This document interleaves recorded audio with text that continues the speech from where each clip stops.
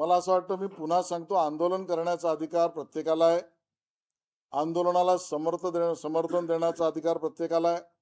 पुन्हा इथे मी तेच सांगेन, पहिल्यांदा आपण आंदोलनकर्त्यांच्या मागणीचा विचार करू, मग आंदोलनकर्त्यांवर बोलूया. आंदोलन करणाऱ्यांच्या मागणीच्या बाबत मी राज ठाकरेजी असतील, उद्धवजी ठाकरे असतील, काँग्रेस असेल, या सगळ्यांना अतिशय नम्रपणे सांगतोय की नीटच्या परीक्षेमधली गडबड ही पोलिसांनी निदर्शनास आल्यावर त्यावर कारवाई केली, SIT स्थापन केली, CBIने पाळंमुळं खोदली, आपल्या संसदीय कार्यप्रणालीतल्या असलेल्या समितीने चौकशी सुरू केली, आरोपींना अटक झालं.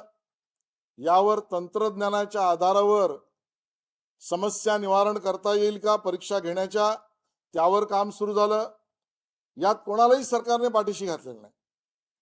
यात असा आरोपही नाही संबंधित मंत्री किंवा संबंधित मंत्र्यांच्या जवळचे कोणी यांनी काही गुन्हा केलाय, व्यक्तिशः त्यांचा काही त्यामध्ये हातभार सहभाग आहे असा आरोपही नाही.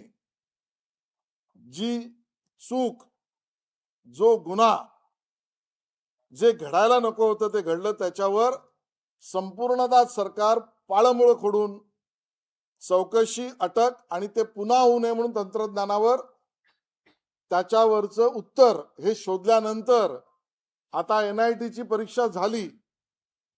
खरं तर आज अभिनंदन केलं पाहिजे महाराष्ट्रातल्या त्या माझ्या भगिनीचं, ती महिलांमध्ये देशात पहिली आली. आता परीक्षा होऊन मुलं पुढे गेली, त्यामुळे आता या व्यवस्थेत सुधारणा करण्यासाठी काही सूचना असतील तर त्या जरूर आंदोलनकर्त्यांनी केला पाहिजे, एवढंच मी त्या ठिकाणी सांगेन.